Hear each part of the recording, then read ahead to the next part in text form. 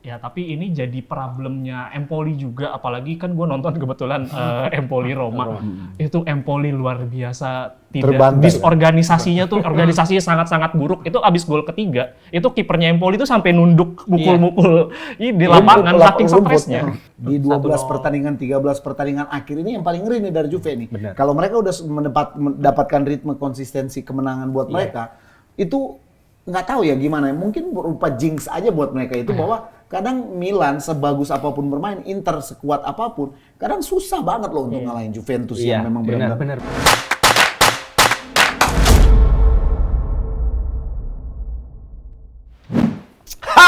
Buongiorno tifosi Serie A. Welcome back tentunya hanya di Pinball bersama saya Bang Botak ya di Opini Football.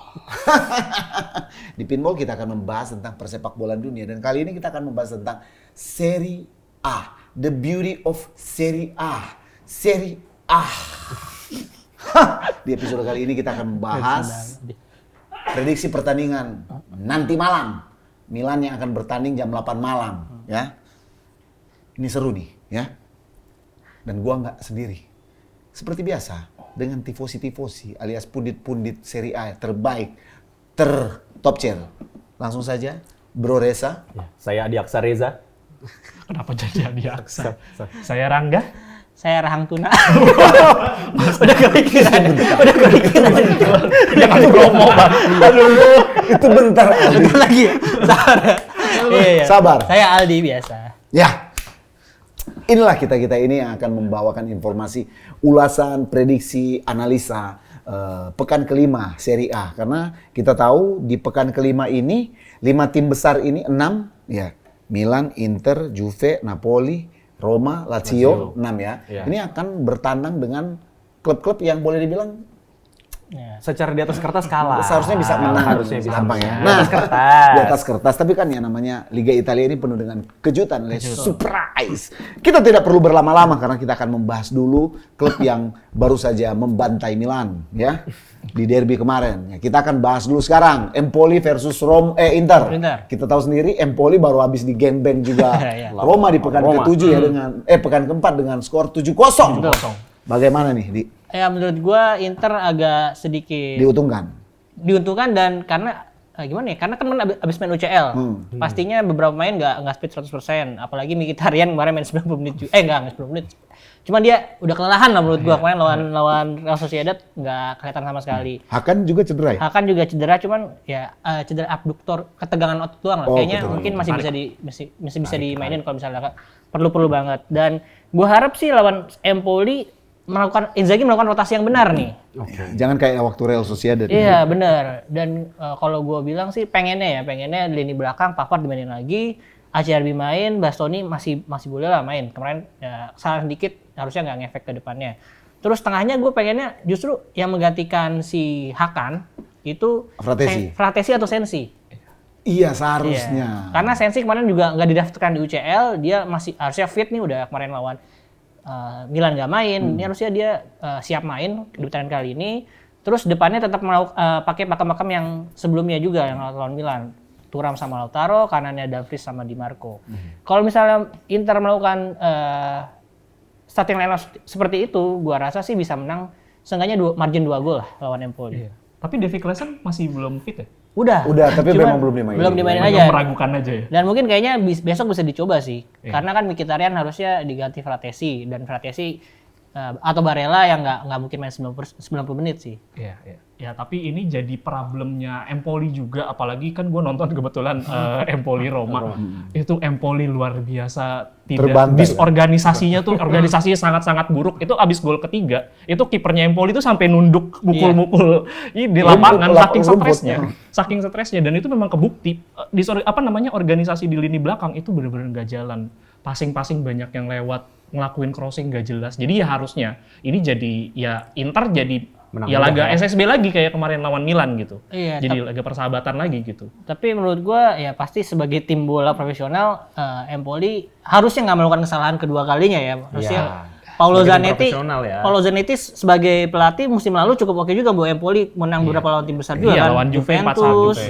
Tapi ya memang Inter juga sempat terpleset ya di musim lalu melawan tim-tim kecil. Tapi gue rasa bukan sama Empoli sih kali ini. Gitu. Tapi Empoli banyak kehilangan pemain gede juga Iya, masalahnya. Vicario, bek kirinya juga dipindah ke Fiorentina juga. Parisi ya? Iya, Parisi juga Parisi. pindah. Jadi memang fondasi timnya juga banyak yang hilang. Cuma sisa Baldanzi. Baldanzi nggak ngasih impact apa-apa di pertandingan Ya, kemarin. tanpa teman-temannya. Betul. Dan Empoli juga sejauh ini satu-satunya tim yang belum pernah dapat poin di Serie A. Iya, Masih benar, 0 poin.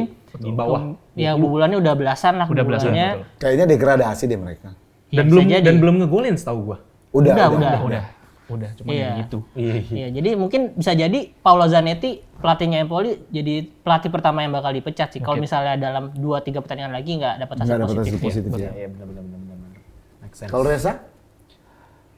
Sama kayak ulasan kayak Sama tadi. ya, tadi aja gitu lah. Memang cuman ya, gue juga sih sebenarnya secara pribadi gue bukan terlalu melebih-lebihkan Inter, cuman ya Empoli yang mentalnya lagi hancur-hancuran babak belur dihantam 7-0 oleh Roma, bertemu Inter ya bagi gue pribadi menang besar sih Inter. Margin 2-3 gol sih bisa dapet ya. Nah cuman yang gue bilang bahwa Inter itu, Inzaghi itu harus smart di dalam menentukan komposisi formasi pemainnya. Ya. Bagi gue pribadi untuk lini depan, babak pertama dia memainkan winning team aja dulu. Ketika mereka udah leading, barulah dia ganti. Yang itu kayak Di Marco, Dumfries, Lautaro, dan si Thuram. Nah, babak kedua ketika mereka udah leading 2-3-0 kan ya mau masukin juga pemain Siapapun. cadangan Iya, atau iya, fix iya. sih sebenarnya udah aman.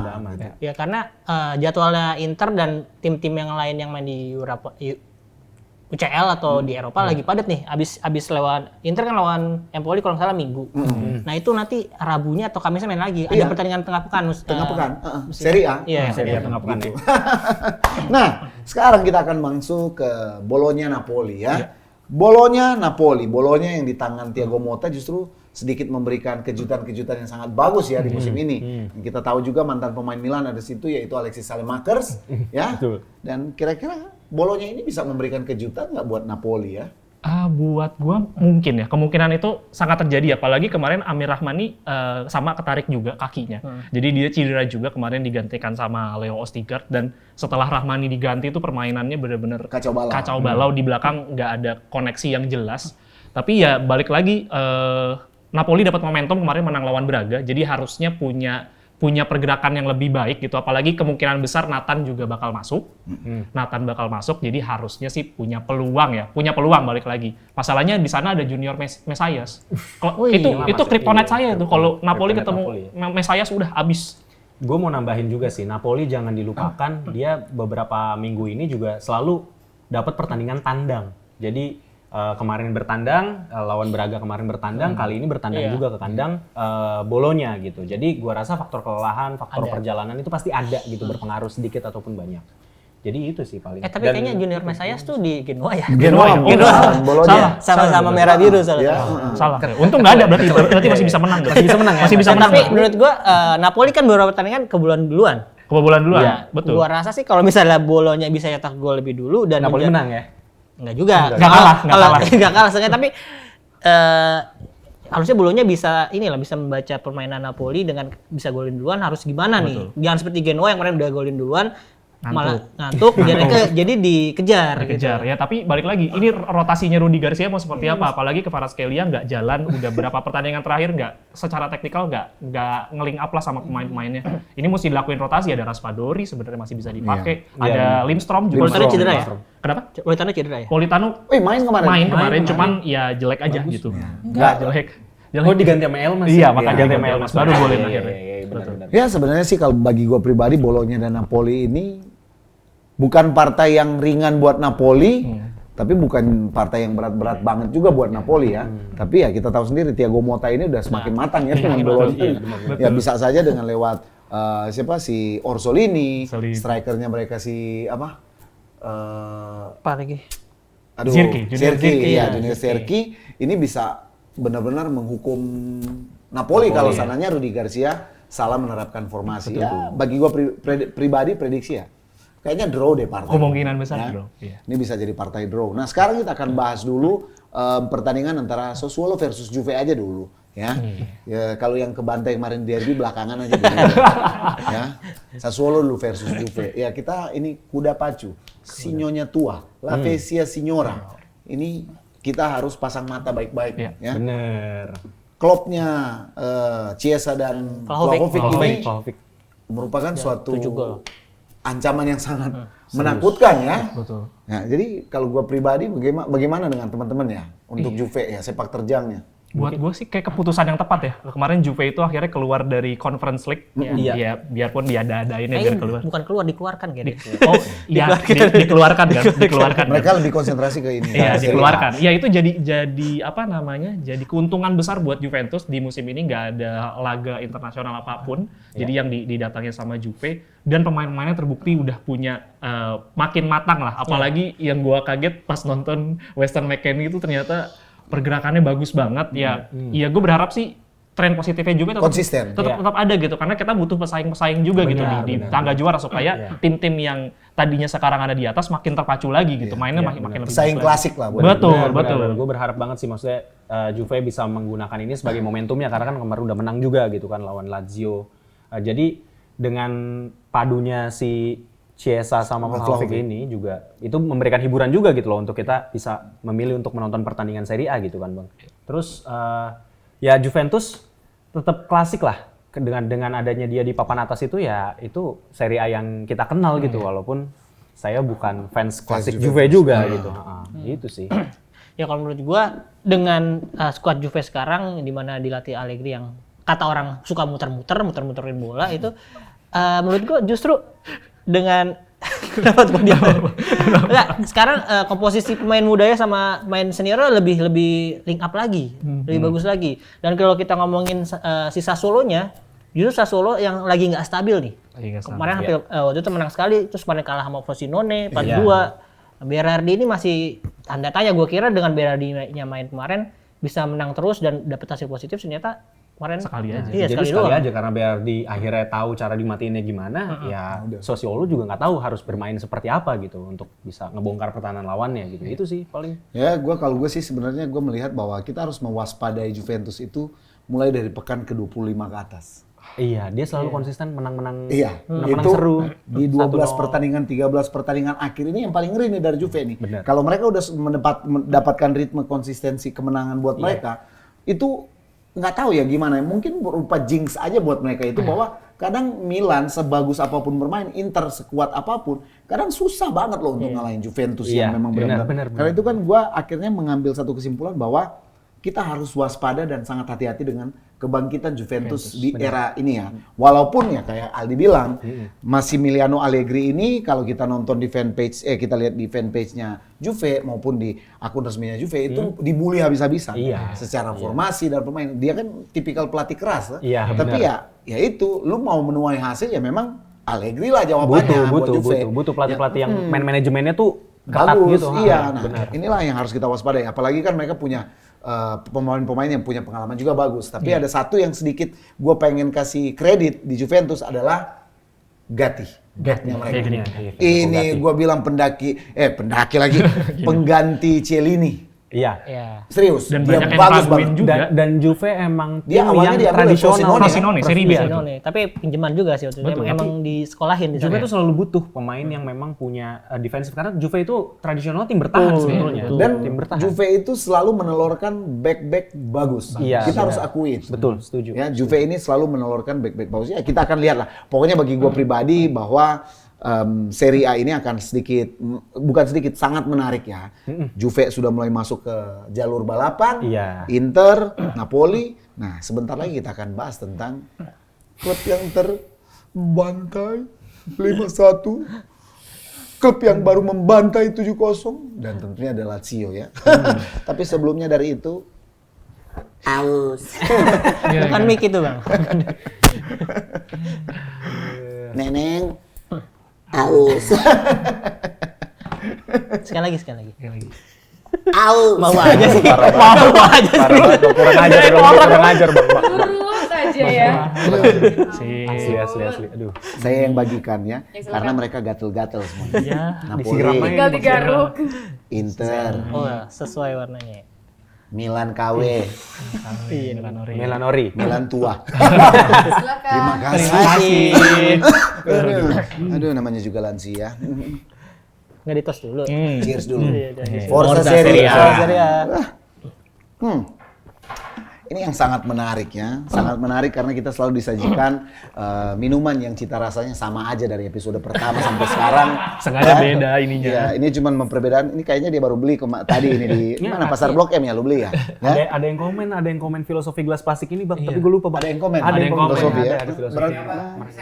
Recycle. Iya katanya benar. Iya ya, Tanpa sengaja gitu. Tanpa sengaja ya. Terlalu Tapi filosofis. ini bagus ya bahwa memang kayaknya ini pinball ini udah mulai ada perkembangan ya. Ini gelasnya udah bagus ya. Terima kasih untuk para tifosi Iya, yang terima udah kasih. bikin pinball jadi Makin Makin jaya. jaya. Ya. Nah, sekarang kita akan membahas, jangan dulu ya dibantai. Belakangan aja dia.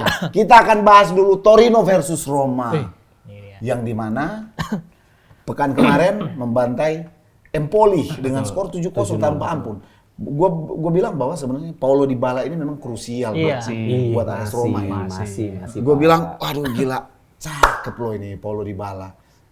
Kira-kira Inter, lu pengen nggak Paulo Dybala masuk Inter? Pengen lah. Kalau gue juga pengen. Iya. Napoli pengen. Pengen lah. Duitnya dari mana? Lu punya duit emang? Pinjam aja. Pinjam. Cicilan 8 tahun Iya. bang, ada bang. Enggak.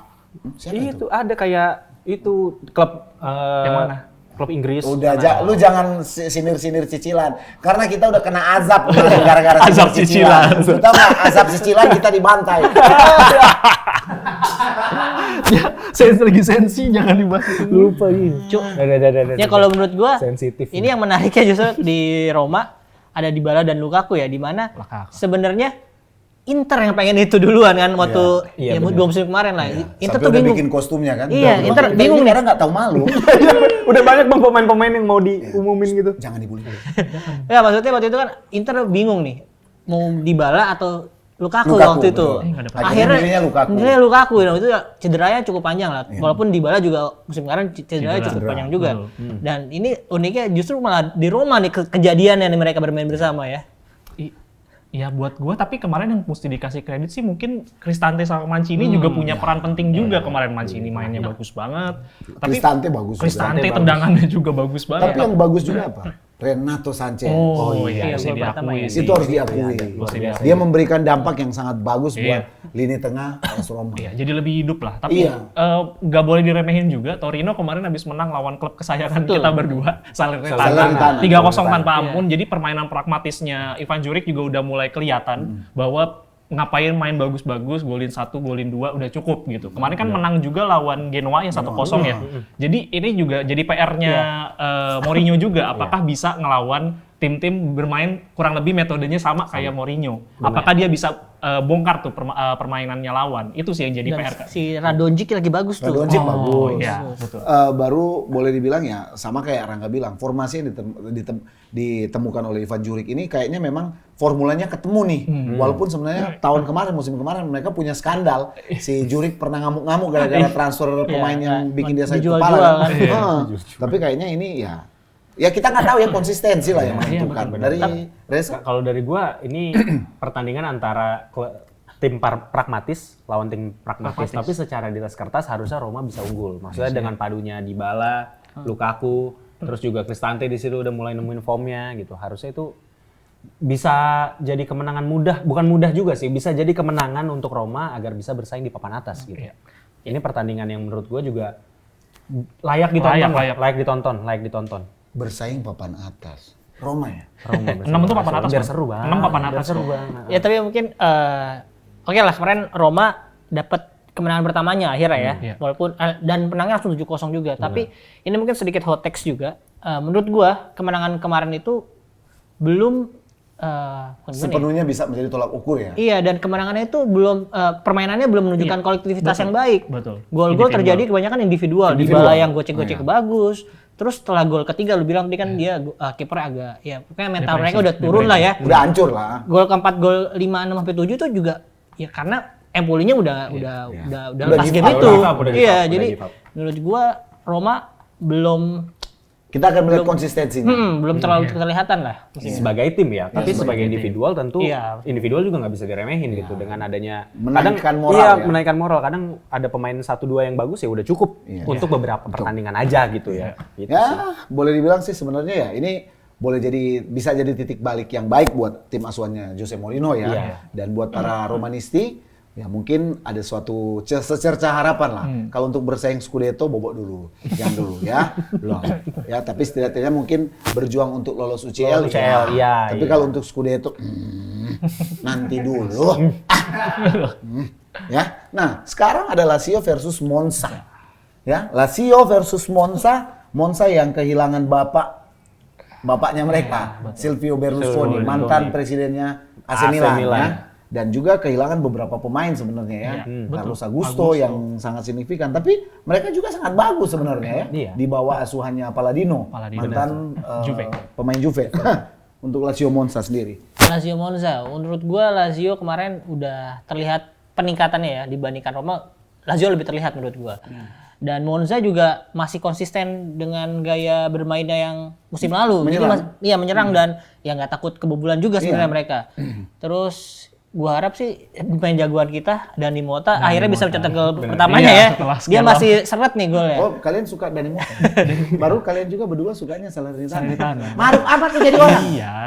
Iya dan gua lihat sih Dani Mota terus ada Caprari dan Caprari, Kolpani ini betul. lagi bagus-bagusnya musim ini nih. Kolpani yang gue suka. Kolpani. Iya, Nomor tendangan kaki kirinya 28. tendangan kaki kirinya magic lah dia. Iya, Magic. Gagliardini juga jangan lupa. Padahal kurus loh dia. Iya.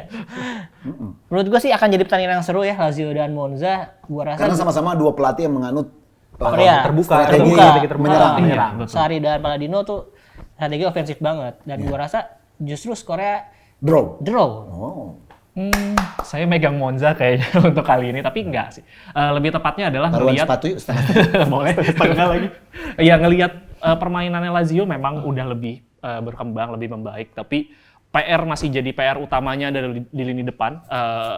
Immobile masih belum menemukan formnya. Kelihatan banget dia kayak ayam kehilangan kepala gitu. Jadi di depan kadang dia ngelebar ke kiri, kadang dia narik ke belakang, tapi build up-nya juga telat gitu. Jadi dari sisi serangan Lazio masih belum menemukan form terbaiknya dan memang lebih banyak golnya hadir dari attacking midfielder dan dari gelandang ya. Dan itu mesti diakui. Nah, itu jadi PR-nya Maurizio Sarri untuk merapihkan organisasi dari lini serang gitu. Nah, mungkin ini jadi makanannya untuk Monza lah, di mana dia juga harus bisa dapat poin juga karena beberapa kali kepleset kan ya. Monza beberapa kali kepleset, kalah dan seri. Nah, ini bisa jadi 3 poin pertamanya Monza yang buat dibawa ke akhir musim gitu sih. Gue ngelihat Lazio ini juga makin lama makin berkembang. Di mana organisasi permainannya ini udah makin bagus. Gue rasa di weekend ini itu Lazio harusnya udah bisa menemukan link up play antara lini tengahnya dengan lini depannya. Dari pertandingan di UCL kemarin antara lini belakang dengan lini tengah itu udah padu gitu, udah. Dan secara pertahanan udah terorganisir banget gitu, lini tengahnya bener-bener 4 rata gitu dan itu konsisten gitu mereka selama 90 menit untuk naik turun gitu. Jadi gue harap Immobile bisa nemuin ketajamannya untuk bisa membuat Lazio juga bersaing gitu di zona Eropa gitu. Tapi Monza juga Papan atas lah. Iya, Monza juga punya pemain-pemain yang menarik Bang. Tadi ada pemain nomor 28 yang Abang suka gitu. Ada Kolpani, ada gue lupa strikernya si Caprari Petagna. dan Andre Petagna. Mantan Milan. Ada Colombo juga kan. Mantan Milan juga. Iya, jadi ini 2 pertandingan yang gua rasa mau gua tonton banget gitu. Karena ini adalah permainan yang bakal Menarik menyajikan untuk permainan terbuka Harapannya gitu. Provedel kalau bisa jadi striker sih. Iya. Karena kan itu akhirnya ngebuka. Iya, akhirnya ngebuka dan pergerakannya bagus loh. Kiper kedua Lazio siapa sih? Karena sih bukan ya? Harusnya Atalanta. Ya. Wah dia habis beli kiper cadangan yang lumayan oke juga jadi Ya mendingan udah mending Provedel Provedel taruh depan. Luar biasa. Kayak Dida waktu latih tanding lawan Indonesia Pelatih waktu cadangannya kalau nggak salah Spanyol deh. Massimiliano itu udah Kipernya kayaknya udah dipinjemin deh si Massimiliano. Oh, Massimiliano. Nah, kalau dari gua pribadi untuk Lazio dan Monza, memang itu adalah 2 pelatih yang mempunyai filosofi menyerang yang sangat bagus ya. Dan kita akan menonton pertandingan yang sangat menarik. Ya, kita akan melihat mungkin jual beli serangan ya. Apalagi kan kita tahu sendiri sisi kiri dari Lazio itu mengandalkan Zaccagni banget kan. Iya, benar Cuma Zaccagni itu mungkin ada satu yang gue pengen kritisi bahwa Maurizio Sarri ini udah harus keluar dari bayang-bayang Ciro Immobile.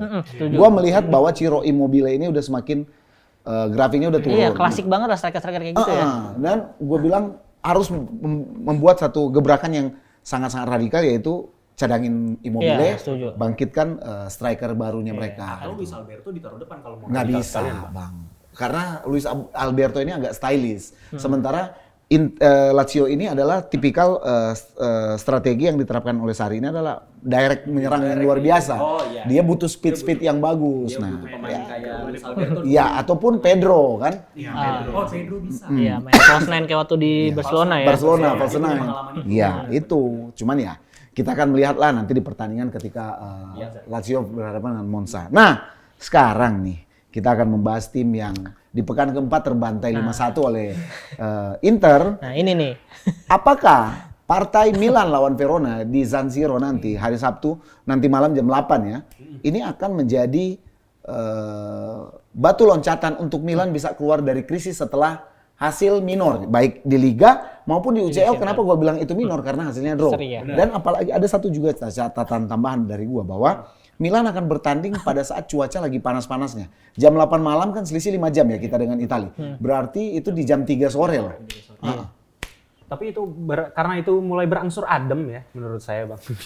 Nggak ada hubungannya. Pokoknya menurut gua Milan harus bangkit. Harus menang. Harus menang untuk menjaga momentum biar Inter juga nggak jadi kuda yang lari sendiri di papan atas gitu. Karena Milan saat ini kan masih ada di posisi tiga gitu. Jadi ketika itu bisa menang lawan Verona itu masih ngejaga kans juara dan juga peta persaingan juga jadi tetap seru gitu. Nah, terus Milan juga punya historis dalam beberapa pertandingan ke belakang itu melawan Verona itu kita selalu menang, Bang. Iya, Gitu. Jadi gua rasa dengan modal itu harusnya Milan juga udah hafalan lah lawan Verona gitu. Tapi itu harapan ya gitu. Semoga Verona juga nggak bisa memberikan strategi unik yang tiba-tiba memberikan kejutan gitu. Tapi melihat Verona ini tim yang pragmatis gitu. Tapi materi pemainnya juga nggak seperti Inter Milan punya gitu. Gua rasa walaupun Pioli masih pakai pakem yang sama, bisalah ngebongkar itu. Yang penting Pioli berani mainin pemain-pemain barunya. Karena kalau dengan pemain-pemain yang kayak Giroud di depan atau masih Pulisic di kanan itu ya udah gitu bakalan mentok aja takutnya gitu. Lu telepon Pioli. Suruh mainin pemain-pemain itu. Nanti saya tweet terus saya mention Nah, coach. dari Rangga sendiri gimana? Iya, kalau menurut gue sih ini Verona nih nggak bisa dianggap enteng karena beberapa pertandingan terakhir salah satu jadi tim yang defensifnya cukup baik. Apalagi terakhir juga seri. Tapi harusnya bukan jadi Batu sandungan yang berat. sandungan yang berat buat Milan. Tapi nggak tahu ya mentalnya Milan sudah seperti apa. Udah recover atau belum dari pertandingan-pertandingan sebelumnya.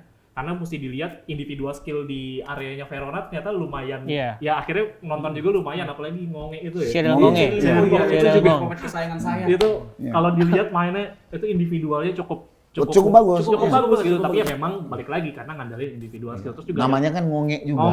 Ngonge di sini. Iya, dia saudara nama Bonge.